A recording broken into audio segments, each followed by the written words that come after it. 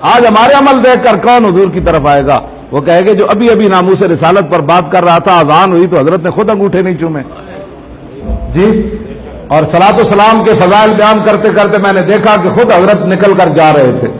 اگر صلاۃ و سلام کی اتنی فضیلت ہوتی تو حضرت خود بھی تو کھڑے ہو کر صلاۃ و سلام پڑھتے تھے۔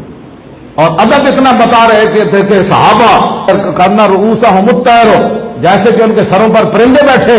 تو میں نے خود دیکھا کہ نعت پڑھی جا رہی تھی، مولانا درمیان میں گپے لگا رہے تھے سٹیج پر بیٹھ کر۔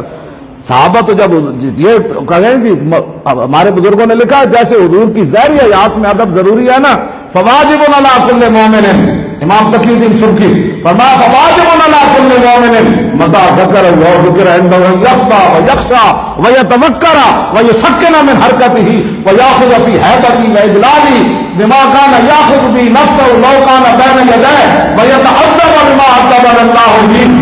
اور وہذی کانت سیرت السلف والائمۃ الماضین۔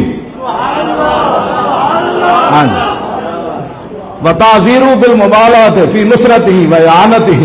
ہاں جی، تعذیر حضور کی عزت کیا ہے کہ حضور کا مدد کر کے لیے اپنا مبالغہ کرے۔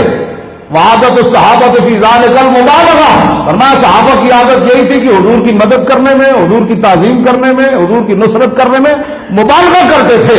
وَلَوِ اسْتَقْصَيْنَا مَا وُرِدَ عَنْهُ لَقَالَ، امام تقی الدین سبکی فرماتے ہیں کہ میں صحابہ کا ادب سے احترام بیان کرا تو میری کتاب السیف المسلول لمبی ہو جائے گی، لیکن آگے بڑی عجیب بات کی، فرمایا وَهُمْ وَإِنْ فَلَمْ يَبْلُغُوا مَا هُوَ حَقُّهُ وَمَا أَحَدٌ مِنَ الْبَشَرِ يُطِيقُ الْقِيَامَ عَلَى التَّمَامِ وَلَكِنْ بِحَسَبِ طَاقَتِهِ۔